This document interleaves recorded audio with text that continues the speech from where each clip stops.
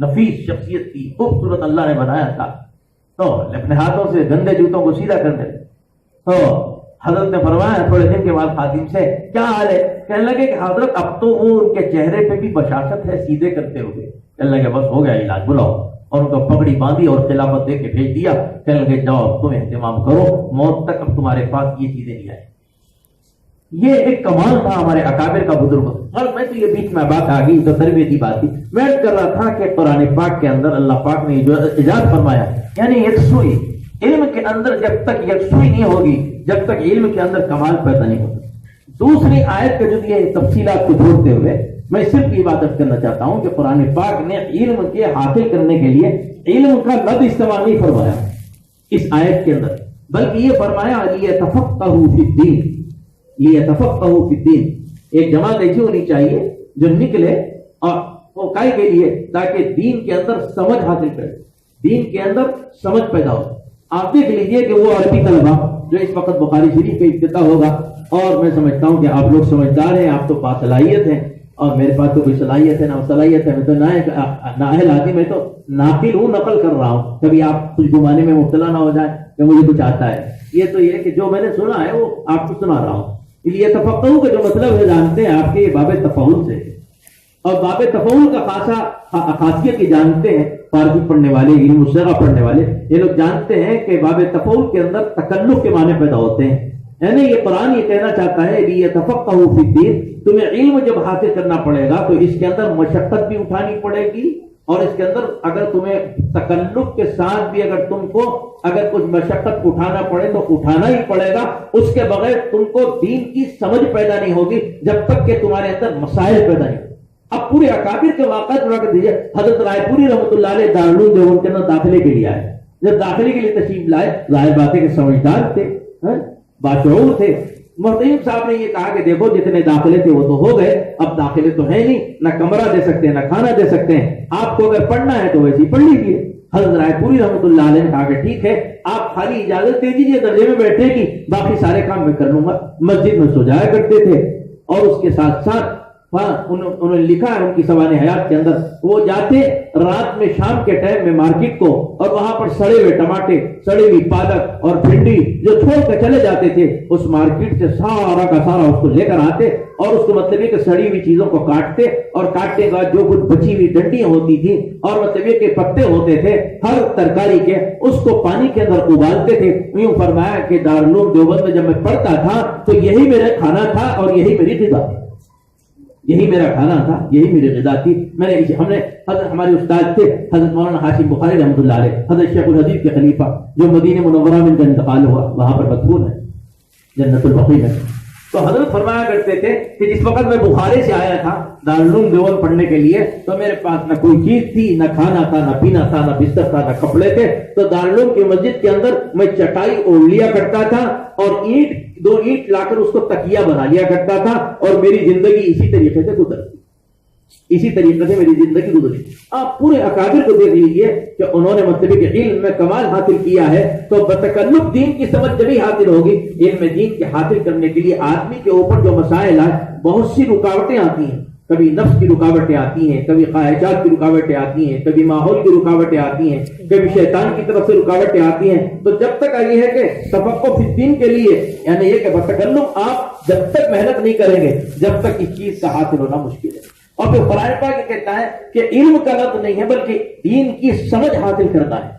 اور جو سب جانتے ہیں کہ تفقہ کا جو لفظ استعمال ہوتا ہے ہمارے عربی کے اندر، ہمارے قرآن اور حدیث کے اندر، وہ تو ایک ڈیپ میں جانے کے لیے، ایک گہرائی میں جانے کے لیے، ایک دین کی سمجھ کو حاصل کرنے کے لیے. اور حضرت مفتی صاحب رحمۃ اللہ نے لکھا ہے کہ علم تو حاصل ہو جائے گا، نقول سے بھی یعنی کتابوں کو پڑھنے سے بھی علم حاصل ہو جائے گا، لیکن وہ فرمایا کہ دین کی سمجھ جب تک حاصل نہیں ہوتی، جب تک کسی شیخ کامل کی صحبت میں رہ کر اپنی زندگی کو ان کے حوالے نہ کیا جائے، تو جب تک تفقہ فی الدین حاصل نہیں ہوتی. یہی وجہ تھی، بات سمجھ میں آتی ہے ان بزرگوں کی تفسیروں کو پڑھنے کے بعد جو انہوں نے کتابوں میں لکھی ہے کہ ہمارے اکابر سے یہ پوچھا گیا، خصوصاً حضرت تھانوی رحمۃ اللہ علیہ نور اللہ مرقدہ سے یہ پوچھا گیا کہ جو نصاب آپ نے پڑھا دارالعلوم میں وہی نصاب ہم نے پڑھا ہے. آپ کے علم کا کمال یہ ہے کہ آپ جو بات کرتے ہیں، آپ جو لکھتے ہیں وہ کہیں اور نہیں ملتا ہے، اور ہم جو پڑھتے ہیں، ہم جو سنتے ہیں اور ہم بولتے ہیں وہ مزہ نہیں آتا، سامنے والے کو سمجھ بھی نہیں آتی، لیکن آپ کو یہ دین کی سمجھ اور دین کا مطلب یہ کہ اللہ پاک نے تفقہ جو دیا ہے، یہ کیا وجہ ہے آپ کو؟ حضرت تھانوی رحمۃ اللہ علیہ نور اللہ مرقدہ کے ملفوظات کے اندر ہے، حضرت نے فرمایا کہ تم نے پورے درس نظامی کو پڑھا ہے، میں نے اس کے علاوہ 3 کتابیں اور پڑھی، درس نظامی کے علاوہ میں نے 3 کتابیں اور پڑھی۔ اور پوچھا پوچھنے والوں نے وہ 3 کتابیں کون سی ہیں؟ تو فرمایا کہ ایک تو میں نے حضرت مولانا یعقوب صاحب صدر مدرس دارالعلوم کو پڑھا ہے، اور ایک حضرت مولانا نانوتوی رحمۃ اللہ علیہ کو پڑھا ہے، اور ایک میں نے حاجی صاحب کو پڑھا ہے، حاجی امداد اللہ صاحب رحمۃ اللہ علیہ کو پڑھا ہے۔ ان کے 3 کتابیں تم نے نہیں پڑھی، اس وجہ سے تمہارے علم میں، تمہارے عمل میں، تمہاری سمجھ میں وہ چیز نہیں ہے جو اللہ پاک نے مجھے عطا فرمائی۔ اور ظاہر بات ہے کہ یہ سمجھ تو علم سے یعنی نفوس سے نہیں ملا کرتی ہے، یہ تو ان نفوس قدسیہ سے ملتی ہے جنہوں نے اپنے آپ کو مطلب کہ قرآن اور حدیث کے حوالے کر کے اور اس کو تابع کر کے کسی شیخ کامل سے انہوں نے اپنی تربیت کرائی ہو، تو پھر اللہ پاک تفقہ فی الدین بھی عطا فرماتے ہیں، تفقہ فی الدین بھی عطا فرماتے ہیں۔ اس وجہ سے تفقہ کا جو مسئلہ ہے وہ بڑا وسیع مسئلہ ہے، اس وجہ قرآن نے جو کہا ہے کہ ایک جماعت ایسی ہونی چاہیے جو علم کے حاصل کرنے کے لیے جو نکلے وہ تو یہ ہے کہ گہرائی اور گہرائی۔ دیکھیے ایک تو یہ ہے، ایک تو وہ علم ہے جو دینیات کا علم ہے، ایک وہ علم ہے جو اسکولوں میں پڑھایا جاتا ہے، ایک وہ علم ہے جو سرسری طور پر اپنے گھروں میں اور مکاتب میں پڑھا دیا جاتا ہے۔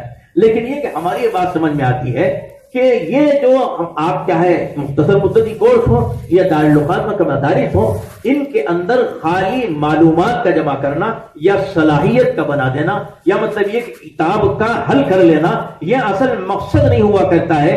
اور اصل تو یہ ہے کہ وہ تفقہ فی الدین حاصل کرنے کی کوشش کرنی چاہیے جو قرآن جس کا مطالبہ کر رہا ہے۔ اب دیکھیے ایک علم تو ہمارا ہے، ایک علم حضرت تھانوی رحمۃ اللہ علیہ کا تھا۔ حضرت تھانوی رحمۃ اللہ علیہ کو اللہ پاک نے جو تفقہ فی الدین عطا فرمایا تھا، بیان القرآن پڑھ لیجئے، جس کو علامہ انور شاہ کشمیری رحمۃ اللہ علیہ نے یہ فرمایا کہ میں نے زندگی میں کبھی کوئی اردو کی کتاب نہیں دیکھی، ہمیشہ عربی کے حواشی اور عربی کی کتابیں دیکھی ہیں۔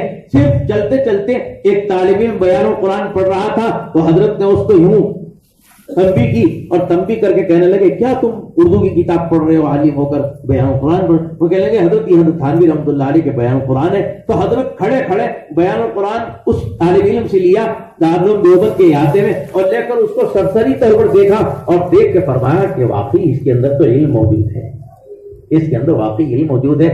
آج بھی اس کے مطلب یہ کہ جو پرانی اردو ہے وہ عجیب و غریب اردو ہے، حضرت کے علوم، حضرت کے معارف اور مطلب یہ کہ قرآن کی تدبیر جو بیان قرآن کے اندر جمع کی گئی، ظاہر بات ہے کہ جتنی تفسیریں، جتنی تشریحات چاہے مفتی شفیع صاحب کی ہو یا کسی کی بھی ہو، وہ ساری بیان قرآن سے محفوظ ہے۔ حضرت تھانوی رحمۃ اللہ علیہ لکھا ہے کہ ایک مرتبہ ایک گاؤں کے کچھ لوگ آئے اور آنے کے بعد کہنے لگے کہ حضرت ہمارے گاؤں کے اندر تعزیہ نکلتا ہے۔ حضرت کو وہاں پر بلایا گیا بیان کے لیے جہاں پر تعزیے نکلتے تھے محرم کے اندر۔ حضرت وہاں پر تشریف لے گئے اور جب تشریف لے گئے تو وہاں جا کے حضرت نے کیا تقریر کی ہے، بڑی عجیب و غریب تقریر کی ہے، سننے والوں کو بھی سمجھ میں آئے گی کہ یہ کیا تقریر کر دی۔ حضرت کی پوری زندگی اصلاح الرسوم ہے اور بہت سی چیزیں ہیں جو بدعات کے خلاف، رسومات کے خلاف ڈھیر ساری کتابیں ہیں، اور وہاں جا کے گاؤں کے اندر یہ کہہ رہے ہیں دیکھو تعزیے نکالنا مت چھوڑنا، ہر سال پابندی سے تعزیے نکالا کرو تم لوگ۔ یہ تقریر کی حضرت جو محفوظ ہے۔ لوگوں نے کہا کہ حضرت بات سمجھ میں نہیں آئی کہ آپ نے تو اتنی ساری ڈھیر ساری کتابیں لکھی اور یہاں پر گاؤں میں آ کے کہہ رہے ہیں کہ ہر سال تعزیے ضرور نکالنا، تعزیے نکالنا مت چھوڑنا۔ لوگوں نے ان سے پوچھا حضرت نے فرمایا کہ بھائی دیکھو یہاں پر لوگوں کے پاس صرف تعزیے نکالنا ہی مسلمان ہونے کی علامت ہے، ان کو کچھ نہیں معلوم۔ اگر یہ تعزیے بند کر دیں گے تو سارے مرتد ہو جائیں۔ ان کے پاس یہ ہے کہ تعزیہ نکالنا مسلمان کی علامت ہے، تو کم سے کم تعزیہ نکالیں گے تو مسلمان تو باقی رہیں گے، ورنہ تو مرتد ہو جائیں گا پورا گاؤں۔ اس وجہ سے میں نے تقریر کی کہ تعزیہ نکالنا چھوڑو مت، پابندی سے نکالتے رہو، اور پھر ایک وقت آئے گا تو لوگ آگے آگے اصلاح کرتے ہیں، آگے چل کے تو پابندی سے وہ تعزیہ نکالا کرتے تھے، اور یہ فرمایا کہ اس گاؤں کا پورا اسلام اور پورا ایمان محفوظ رہا حضرت کی اس تقریر کے بعد کہ تعزیہ ضرور نکالا کرو، یہ مسلمان ہونے کی تمہارے پاس ایک علامت ہے۔ ظاہر بات ہے کہ یہ تو کسی کتاب میں تو نہیں ملے گا نا، یہ تو بزرگوں کی صحبت یافتہ. اسی وجہ سے حضرت مولانا رشید احمد گنگوہی رحمۃ اللہ علیہ کو شیخ نے حاجی امداد اللہ صاحب رحمۃ اللہ علیہ نے خط لکھا تھا، اور خط لکھ کے یہ فرمایا تھا کہ رشید احمد سب کے خلفاء کے اور سب مریدین کے تو خطوط آتے ہیں، لیکن بہت دن ہو گئے تمہارا کوئی خط نہیں آتا ہمارے پاس، تمہاری کیا کیفیات ہیں، کیا احوال ہیں، یہ تو لکھو. حضرت گنگوہی رحمۃ اللہ نے لکھا کہ حضرت میں کیا لکھوں، میرے کیا کیفیات لکھوں، بس اتنی بات ہے کہ آپ کی صحبت سے فائدہ یہ ہو گیا کہ امور طبعیہ امور شرعیہ بن گئے، یعنی طبیعت شریعت بن گئی. مادے اور ذام دونوں برابر ہیں میرے پاس، اور شریعت کے قرآن اور حدیث میں کہیں پر تعارض نظر نہیں آتا مجھے. آپ یہ باتیں لکھی ہیں حضرت تھانوی رحمۃ اللہ علیہ نور اللہ مرقدہ نے اس کو لکھ کر لکھا ہے کہ حضرت تھانوی رحمۃ اللہ نے لکھا ہے مولانا رشید احمد گنگوہی رحمۃ اللہ علیہ نے اپنے شیخ کو جو خط لکھا ہے وہ 3 جملوں کے اندر انہوں نے قرآن اور حدیث کو سمو کے رکھ دیا. انہوں نے فرمایا کہ اس میں کمال اخلاق اور کمال علم اور مطلب یہ کہ کمال شریعت، یہ ساری چیزیں یہاں پر جمع ہو گئی ہیں. کیوں؟ شریعت طبیعت بن گئی تو میری کیفیت کا یہ عالم ہے. جیسے پانی کی پیاس لگتی ہے تو پیے بغیر مطلب یہ کہ رہ نہیں سکتا، بھوک لگتی ہے تو بھوک کے بغیر نہیں رہ سکتا. اسی طریقے سے اگر کوئی شریعت کا معاملہ آ جائے تو اس پر عمل کرے بغیر نہیں رہ سکتا. طبیعت کی چیزیں شریعت بن گئی. کتنی کمال کی بات ہے، کتنے اونچے درجے کی بات ہے کہ طبیعت شریعت بن گئی. یہ لکھا اور یہ فرمایا کہ اخلاق کے اس درجے کے اوپر پہنچے ہیں. اخلاق کے اگر کوئی گالی دے تو کچھ اثر نہیں، اگر کوئی تعریف کرے تو کچھ اثر نہیں. یہ بولنا تو میرا اور آسان ہے، آپ کو سننا بھی آسان ہے، لیکن یہ کہ جب عملی میدان میں اگر کوئی ہمیں ماں بہن کی گالی دے دے تو پتہ چل جائے گا کہ کتنے بنے ہوئے ہیں، یا کوئی بدتمیزی کر دے تو پتہ چل جائے گا کتنے بنے ہوئے. حضرت نے فرمایا کہ کوئی میری تعریف کرے تو میرے دل پہ کچھ اثر ہوتا نہیں، اگر کوئی میری برائی کرے تو میرے دل پہ کچھ اثر ہوتا نہیں. یعنی کہ شیخ کی صحبت کے نتیجے میں اخلاق کا یہ کمال ہو گیا تھا، دل ایسا بن گیا تھا، تعریف کرو تو کوئی فرق نہیں اور برائی کرو تو کوئی فرق. حضرت گنگوہی رحمۃ اللہ علیہ کے حضرت مولانا یحییٰ صاحب حضرت شیخ الحدیث کے والد محترم خادم خاص تھے. وہ تشریف لائے اور وہاں رہتے تھے، خدمت کرتے تھے. ایک مرتبہ کسی کا خط آیا بزدتی کا اور بہت گالی گلوچ کا آیا. انہوں نے مطلب یہ کہ شیخ کی محبت میں خط لا کے دکھایا، دیکھیے کیسا گالی گلوچ کا خط آیا ہے. حضرت گنگوہی رحمۃ اللہ علیہ فرماتے ہیں کہ میرا صندوق لے کر آؤ. صندوق منگایا، صندوق میں لکھا ہوا تھا خطب عالم، مرشد عالم، محدث، فقیہ. کہنے لگے یہ صحیح ہے، میں محدث ہوں، میں مفسر ہوں، میں فقیہ عالم ہوں، میں مرشد عالم ہوں، صحیح ہے کیا؟ جب یہ صحیح نہیں ہے تو یہ گالیاں بھی صحیح نہیں ہے، تو اس کے پیچھے پڑھنے کی ضرورت ہے. گالی بھی غلط، یہ بھی غلط. ظاہر بات ہے کہ یہ جملہ کون کر سکتا ہے؟ وہی جس کے اخلاق کا اور اونچے درجے پہنچا. اور تیسرے فرمایا کہ قرآن اور حدیث میں جو لوگ جانتے ہیں، بخاری اور ترمذی اور مسلم پڑھتے ہیں، اور جو ائمہ اربعہ کے اختلافات آتے ہیں احادیث کا مطلب یہ کہ جو ایک طبقہ جو مطلب یہ کہ جو خالص قرآن اور حدیث بغیر استاد کے پڑھ کر دنیا کے اندر مطلب یہ کہ لوگوں کو گمراہ کرنے کے چکر میں رہتا ہے، وہ اسی وجہ سے رہتا ہے کہ ان کے پاس نہ تفقہ فی الدین ہے، نہ استاد سے پڑھے ہوئے ہیں، نہ ان کو معلوم ہے کہ تعارف کا کیا مطلب ہے، نہ تطبیق معلوم ہے، نہ کچھ کو معلوم ہے. حضرت نے یہ فرمایا کہ قرآن اور حدیث کا علم اتنا آ گیا کہ کئی قرآن اور حدیث میں تعارض مجھے کہیں نظر نہیں آتا. یہ تو علم کی وسعت کی علامت ہے، علم کی وسعت کی علامت ہے. تو ظاہر بات ہے کہ یہ میں اس وجہ سے سنا رہا ہوں. ظاہر بات ہے کہ نہ میں کسی کو گنگوہی بنا سکتا، نہ میں بن سکتا، نہ تھانوی بن سکتا، نہ بنا سکتا، لیکن یہ کہ اس وجہ سے یہ سنائی جاتی ہیں باتیں کہ ان بزرگوں کے واقعات، ان بزرگوں کے مطلب کی حقیقت سامنے آ جائے تو آدمی کی فکر کے اندر تبدیلی پیدا ہوتی ہے، آدمی کی فکر کے اندر تبدیلی پیدا ہوتی ہے، ذوق پیدا ہوتا ہے، شوق پیدا ہوتا ہے. اور یہی تو کیا جاتا ہے نفسیاتی اعتبار سے دنیا میں، کالجوں میں، یونیورسٹیوں میں، بڑے بڑے مطلب کے ملکوں کے اندر جو کیا جاتا ہے. تو یہی تو کھیل ہے. اور پورا کیا ہے، انسان کو کسی چیز کے اوپر جمانے کے لیے نفسیاتی اعتبار سے کیا کیا کیا جاتا ہے، یہ کیا جاتا ہے. ایک مرتبہ ہم نے حضرت مولانا فخر الدین صاحب رحمۃ اللہ علیہ نور اللہ مرقدہ جو دارالعلوم دیوبند کے شیخ الحدیث تھے، بزرگوں کے کمالات اور بزرگوں کی علمی یکسوئی اور بزرگوں کا تفقہ فی الدین، اور پھر مطلب یہ کہ علم کے اندر ان خواتین کا بھی جو کردار جو ان کی مائیں تھیں، چاہے مولانا علی میاں صاحب رحمۃ اللہ علیہ ہوں، چاہے مولانا فخر الدین صاحب رحمۃ اللہ علیہ ہوں، یا اور بھی ہمارے اساتذہ دارالعلوم دیوبند کی، ان کی خواتین کو پڑھنے کا جو موقع ملا تو اس سے سمجھ میں آتی ہے کہ یہ خالی نہیں، ان کی والدہ کا اور ان کی بیوی کا اور ان کی دادی اور نانی کا بھی بہت بڑا کردار ہے کسی کے پڑھانے میں. آپ کو معلوم ہونا چاہیے حضرت خالد دیپ صاحب رحمۃ اللہ علیہ نے فرمایا کہ میں نے مشکات اپنی دادی سے سبقت پڑھا ہے، یعنی حضرت تانوفی رحمۃ اللہ علیہ کے اہلیہ. اب ظاہر بات ہے کہ مشکات جانتے ہیں کہ مدرسے کے اندر کون پڑھا سکتا ہے، تو حضرت نانوتوی نے اپنی اہلیہ کو شادی کے بعد پورا درس نظامی 9 سال میں پڑھایا، اپنی اہلیہ کو شادی کے بعد پورا درس نظامی پڑھایا ہے اور عالمہ بنا دیا تھا. اور جبھی تو کمال تھا کہ قاری طیب صاحب رحمۃ اللہ علیہ کو انہوں نے مطلب کہ اپنے پوترے کو انہوں نے مشکات شریف پڑھائی ہے. حضرت نے فخریہ طور پہ لکھا ہے کہ میں نے مشکات اپنی دادی سے پڑھی ہے اور پورے اسرار و حکم کے ساتھ پڑھی ہے. یہ نہیں جیسے دیوبند میں پڑھایا جاتا ہے ویسے انہوں نے مجھے پڑھایا کیونکہ حضرت نانوتوی کے پڑھائی میں. تو حضرت مولانا فخر الدین صاحب رحمۃ اللہ علیہ نور اللہ مرقدہ عالم کے بننے کے بعد ان کے ذہن کے اندر یہ بات تھی کہ مجھے جو ہے بنارس یونیورسٹی الہ آباد یونیورسٹی سے کچھ امتحانات کر کر دنیا کمانی چاہیے. یہ تھا ان کا. ایک تو یہ ہے کہ ایک طبقہ جو مکمل دین کے حوالے ہے ان کو دنیا میں جانا ہمارے اکابر پسند نہیں کرتے، لیکن جو آپ کا طبقہ دنیا کے حوالے ہے وہ دین میں آنا یہ تو بہت قابل تحسین کام ہے، یہ تو قابل تحسین کام ہے. لیکن جو طبقہ ہمارے پاس آتا ہے جو 24 گھنٹے رہتا ہے پھر عالم 9 سال بن کے پھر وہ دنیا کے حوالے ہو جاتے ہیں تو ان کو ہمارے اکابر نے کبھی پسند نہیں کیا اور کبھی اس کو مطلب یہ کہ اس کی مطلب یہ کہ دہائی نہیں دی. تو فرماتے ہیں مولانا فخر الدین صاحب رحمۃ اللہ علیہ کا یہی نظریہ تھا. تو ان کی والدہ نے کہا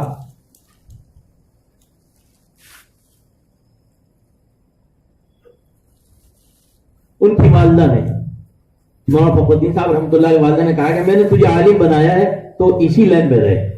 ظاہر بات ہے کہ خواتین کا ایک کردار تھا اور خاتون خانہ بہت ہی عالمہ صالحہ عابدہ تھی. تو میں نے تجھے عالم اس وجہ سے بنایا تو وہ مدرسے میں پڑھا جائے. تو وہ مسجد پہ نہیں میں نہیں پڑھاتا، میں تو دنیا کی تعلیم حاصل کرتا.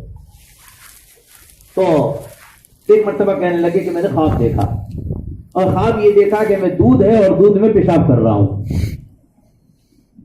تو انہوں نے اٹھ کر اپنے والدہ سے خواب بیان کیا کہ امی جان میں نے رات یہ خواب دیکھا ہے.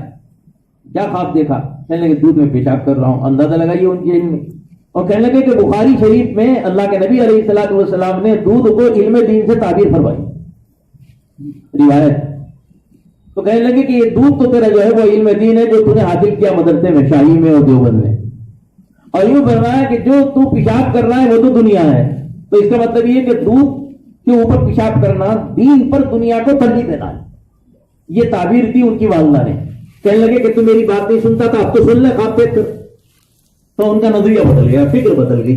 کہنے لگے ٹھیک ہے امی جان آپ جیسا کہیں گے ویسے کروں گا.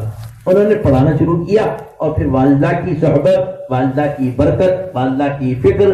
تار بات ہے کہ کسی ایک مرد کے بنانے کے اندر بعض مرتبہ بیوی کا حصہ ہوتا ہے، بعض مرتبہ ماں کا حصہ ہوتا ہے، بعض مرتبہ دادی کا حصہ ہوتا ہے، بعض مرتبہ نانی کا حصہ ہوتا ہے، بعض مرتبہ مطلب کہ بیٹی کا حصہ ہوتا ہے. پوری تاریخ بتاتی ہے.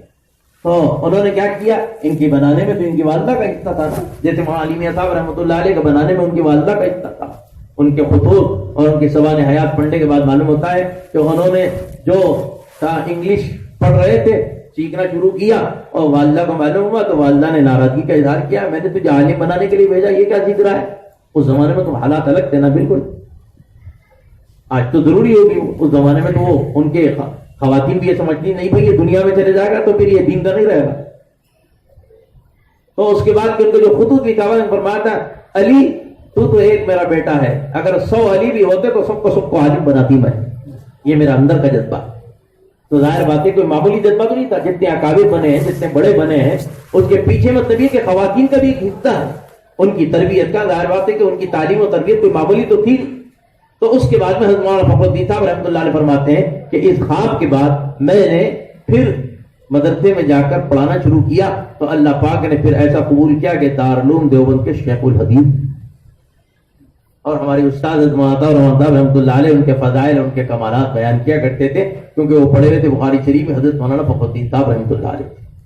تو اس وجہ سے میرے عزیزوں، دوستوں، بزرگوں، ساتھیوں، میں نے ان بزرگوں کے سامنے لب کشائی کر دی. معذرت چاہتا ہوں، معافی چاہتا ہوں آپ جیسے قابل اساتذہ کے سامنے اور ذی استعداد علماء کے سامنے. اپنی منتشر باتیں رکھنے کا ایک ہی مقصد تھا، جو ہمارے اکابر کا جو نہج ہے اس نہج پر اگر مطلب ہے کہ اپنی زندگی گزاریں گے انشاءاللہ اس سے بہت نفع ہوگا. اللہ تعالیٰ سے دعا کیجیے اللہ پاک ہم سب کو علم کے اوپر قائم و دائم رکھے، عمل کی توفیق عطا فرمائے. والصلاة والسلام على سيد المرسلين محمد وعلى آله وأصحابه أجمعين. أما بعد فأعوذ بالله من الشيطان الرجيم بسم الله الرحمن الرحيم اقرأ باسم ربك الذي خلق خلق الإنسان من علق اقرأ وربك الأكرم الذي علم بالقلم علم الإنسان ما لم يعلم صدق الله العظيم. وقال النبي صلى الله عليه وسلم عن عثمان بن عفان رضي الله تعالى عنه قال قال رسول الله صلى الله عليه وسلم خيركم من تعلم القرآن وعلمه رواه البخاری او كما قال علیہ الصلوۃ والسلام. قابل صدر احترام حضرت مولانا سید ولی اللہ صاحب قاسمی متظل ہو اور اس مدرسے کے ناظرین محترم اساتذہ کرام محترم بزرگوں عزیز ساتھیوں، یہ موقع ہم سب کے لیے اللہ کے شکر کا ہے کہ اللہ تبارک و تعالی نے ہمیں اپنے علم دین کے حاصل کرنے کے لیے فارغ فرمائے. بہت لمبی بات کیے بغیر میں اپنی گفتگو کو ختم کرنے کی کوشش کروں گا. خاص طور سے وہ ساتھی جو ابھی نیا درس شروع کر رہے ہیں وہ اس پر بہت اہتمام سے اللہ کا شکر ادا کریں. جیسے آپ بیٹھے ہوئے ہیں اسی طرح ہم لوگ اپنے طالب علم کے زمانے میں مفکر اسلام علامہ سید ابو الحسن علی ندوی رحمۃ اللہ علیہ کے ختموں میں بیٹھتے تھے تو سال کے آغاز میں مولانا خطاب فرماتے تھے، کہتے تھے کہ اس پر تم اللہ کا شکر ادا کرو کہ اللہ نے تمہیں محض اپنے کرم سے علم دین کے لیے منتخب کیا کہ اس دنیا میں 6 ارب سے زیادہ کی آبادی ہے، اس میں ہم جیسے نوجوان لاکھ کروڑوں میں ہیں، لیکن اللہ تبارک و تعالی نے ان سب میں ہمارا انتخاب کیا ہے. ہمیں کوئی سرخ پر لگے ہوئے نہیں ہیں، کوئی خاص ہمارا اللہ سے معاہدہ نہیں تھا، لیکن اللہ تعالی نے اس کے لیے اپنے کرم سے ہمیں منتخب کر لیا ہے، تو اس پر ہمیں اللہ کا شکر ادا کرنا چاہیے. اور جس آدمی کے ساتھ اللہ بھلائی کا ارادہ کرتے ہیں اسے ہی علم دین کے حصول کے لیے اس کی خدمت کے لیے منتخب کرتے ہیں.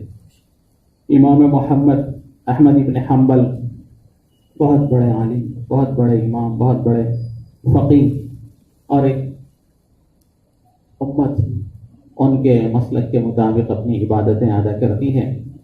جب ان کا انتقال ہوا تو کسی نے خواب میں دیکھا، پوچھا احمد ابن حنبل رحمۃ اللہ علیہ آپ کے ساتھ اللہ نے کیا معاملہ کیا؟ تو کہا کہ اللہ تعالیٰ نے میرے ساتھ خیر کا معاملہ کیا اور یہ فرمایا احمد ابن حنبل اگر تجھ سے خیر کا ارادہ نہ ہوتا تو تجھے علم دین کے لیے ہم منتخب نہیں کرتے. تو ہم اللہ کا شکر ادا کریں، اور جب آدمی شکر ادا کرتا ہے تو پھر اللہ تعالیٰ مزید توفیق عطا فرماتے ہیں. مفکر اسلام فرمایا کرتے تھے جو بڑے طلباء ہوتے تھے کہ اگر تم سے ہو سکے تو 2 رکعت نفل نماز روزانہ پڑھا کرو، اس شکرانے میں کہ اللہ تعالیٰ نے ہمیں اس میدان کے لیے ہمارا انتخاب کیا ہے. تو پہلی بات ہم شکر ادا کریں، اور دوسری بات یہ کہ ہم اس موقع پر بخاری شریف کا بھی آغاز ہو رہا ہے، اور اس کی پہلی حدیث حضرت عمر بن خطاب رضی اللہ تعالیٰ عنہ راوی ہیں. حضرت حمیدی بخاری رحمۃ اللہ علیہ کے استاذ، وہ خود مکہ المکرمہ کے رہنے والے تھے. یہ امام بخاری کا اعزاز ہے، علمی ان کی شان ہے کہ پہلی روایت ایک ایسے استاذ سے نقل فرمائی جن کا تعلق مکے میں تھا. پھر وہ کلمتانی حبیبتانی والی روایت جس محدث سے نقل کرتے ہیں وہ مدینے کے ہیں، اس لیے کہ رسول اللہ صلی اللہ علیہ وسلم مکے میں تھے جب یہ آیتیں اقرأ بسم ربک الذی خلق والی نازل ہوئی. رسول کی آخری زندگی مدینے میں گزری. تو پہلی روایت نیتوں کی درستگی کی ہے، انما الاعمال بالنیات. تو ہم اپنی نیت علم کے حصول میں اللہ کی رضا کو بنائیں. جب آدمی اللہ کی رضا کو مقصود و مطلوب بناتا ہے تو پھر تھوڑا سا بھی اس کا عمل اللہ کے پاس بہت بھاری بھرکم ہو جاتا ہے. اس لیے اپنی نیتوں کی درستگی کے ساتھ ہم اس کام کو شروع کریں. اور تیسری اور آخری بات یہ کہ علم یہ اللہ کی صفت ہے، اور اللہ کا علم یہ بڑا غیرت مند اور اللہ تبارک و تعالی بڑی آسانی کے ساتھ سینوں میں علم کو منتقل نہیں کرتے، بلکہ شدید محنت کا یہ علم ہم سے مطالبہ کرتا ہے۔ اس لیے ہم سخت محنت کریں، اور جو ہمارے اساتذہ جو کام ہمیں دیتے ہیں، جس طریقے پہ ہمیں محنت کے لیے کہتے ہیں، اس انداز میں ہم اپنے آپ کو پوری طرح لگا دیں۔ آپ کے سامنے کتاب ہے آداب المتعلمین قاری صدیق صاحب کی۔ قاری صدیق صاحب کا انہماک پڑھنے پڑھانے کا، اتنے اپنے آپ کو مصروف رکھتے تھے کہ میں تو باندھے میں نہیں پڑھا، قاری صاحب کو ہر ہفتے میں ندوۃ العلماء میں دیکھتا تھا، اور بہت سی مرتبہ وہ چھوٹے چھوٹے کاموں کے لیے ندوۃ العلماء میں باندھا کے طلبہ پڑھتے تھے تو کسی کو کپڑے دینے آ جاتے تھے، کسی کے پیسے دینے کے لیے آتے تھے۔ ان کا حال یہ تھا کہ سفر سے آتے تھے اور فوراً طلبہ کو پڑھانا شروع کرتے تھے، اور اسی کام میں اتنے مصروف رہتے تھے۔ ہمارے حیدرآباد کی ایک ساتھی مجاہد رحمانیہ میں پہلے پڑھا ہے، اب ریاض میں ہیں، وہ باندھے میں پڑھتے وقت آتے تھے کہ قاری صاحب اتنا پڑھنے پڑھانے لکھنے میں مصروف رہتے تھے کہ کھانے کی بھی فرصت نہیں رہتی تھی، تو ان کا کوئی بیٹا کوئی شاگرد ان کو کھلا دیتا تھا، اور وہ لکھنے میں پڑھنے میں پڑھانے میں مصروف رہتے تھے۔ پھر بس اوقات ایسا ہوتا کہ کھانے کا وقت نہیں، کوئی کام کر رہے ہیں، اچانک کوئی بلانے آ گیا تو روٹی رکھ دیتے تھے، دال پی کے چلے جاتے تھے۔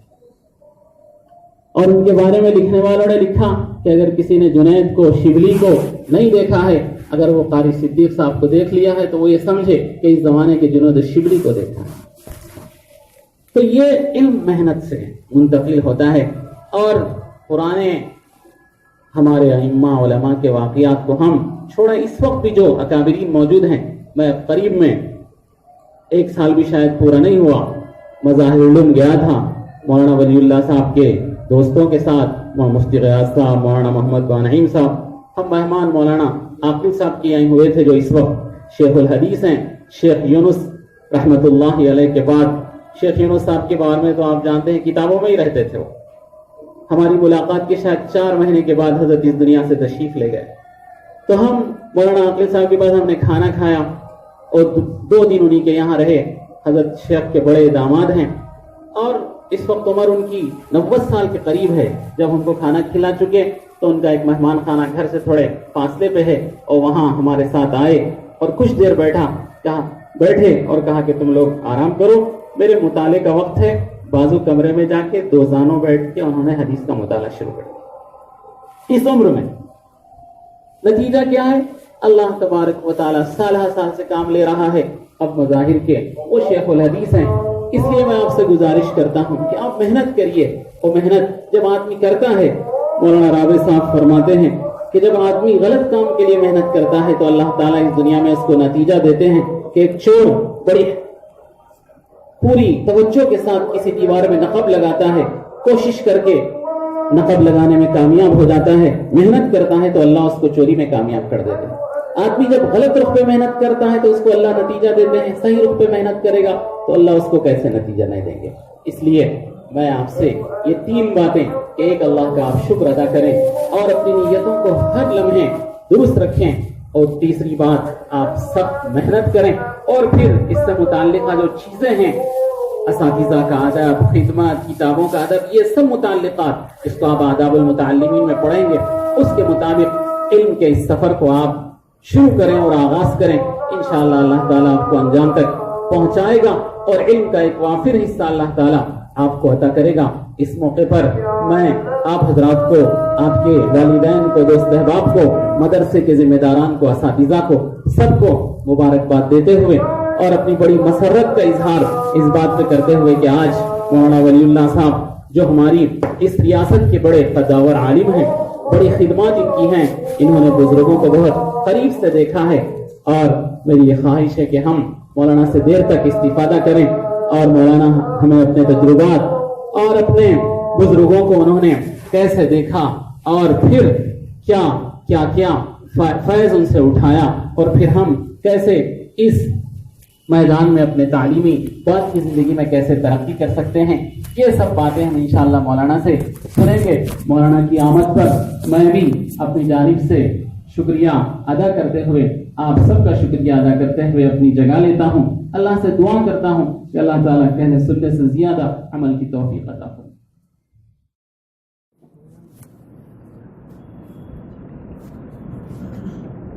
چمنزار علم دین مدرسے بشیر ہے، چمنزار علم دین مدرسے بشیر ہے، یا فلا کے علم دین پہ مثل نجوم ہے، چمنزار علم دین مدرسے بشیر ہے، یا فلا کے علم دین پہ مثل نجوم ہے، مدرسے بشیر علم کا ایک شاہکار ہے، مدرسے بشیر علم کا ایک شاہکار ہے، نقوش سلف کی ایک حسین یادگار ہے، نقوش سلف کی ایک حسین یادگار ہے، جو باطل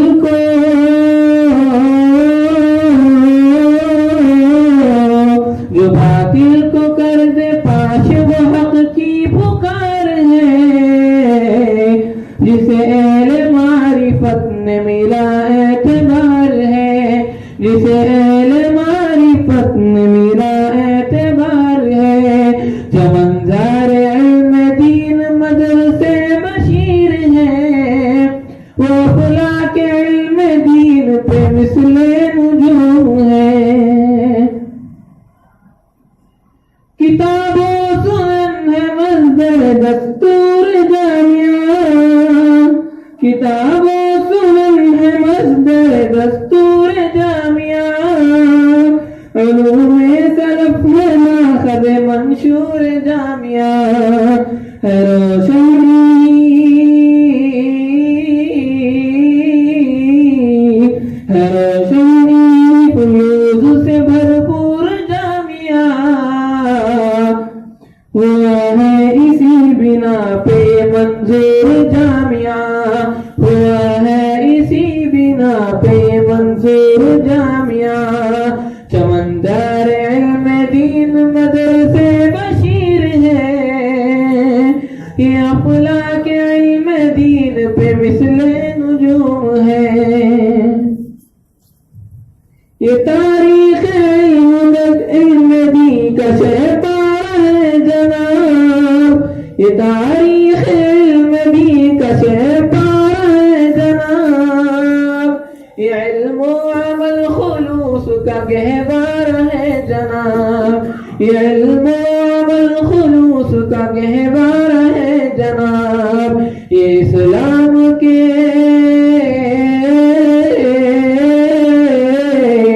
اسلام کے پیام کا مینارہ ہے جناب، ہدایت کا یہ فوارہ ہے، ہدایت و معرفت کا یہ فوارہ ہے جناب، ہدایت و معرفت کا یہ فوارہ ہے جناب، چمنزار علم دین مدرسے بشیر ہے، چمنزار علم دین مدرسے بشیر ہے، یہ افلا کے علم دین پہ مثل نجوم ہے، یہ افلا کے علم دین پہ مثل نجوم ہے، یہ طلاب دی کا ہے میں خانہ دوستوں، یہ طلاب علم دی کا ہے میں خانہ دوستوں، یہ مستان با خدا کا ہے پیمانہ دوستوں، یہ طلاب علم دی کا ہے پیمانہ دوستوں، یہ مستان با خدا کا ہے پیمانہ دوستوں، خدا ہی کا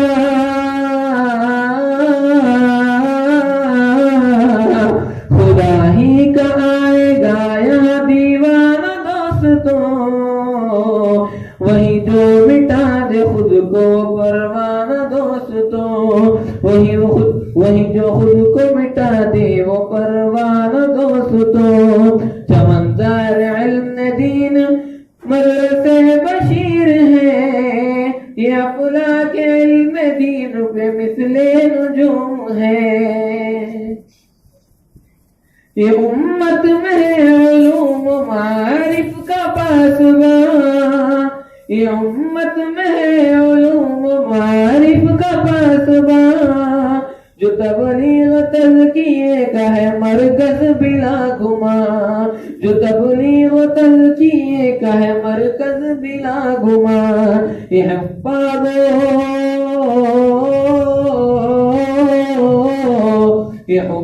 عالموں کی یقیناً انبان ہدایت کا ہے نشان صداقت کی ہے زبان ہدایت کا ہے نشان صداقت کی ہے زبان چمندار علم دین مدرسے بشیر ہے یہ افلاک علم دین پہ مثل نجوم ہے یہ افلاک علم دین پہ مثل نجوم ہے شریعت و دین کا ہے یہاں چرچا صبح و شام شریعت و دین کا ہے یہاں چرچا صبح و شام ہے زندہ انہی اداروں سے انسانیت کا نام ہے زندہ انہی اداروں سے انسانیت کا نام یہاں پیار کا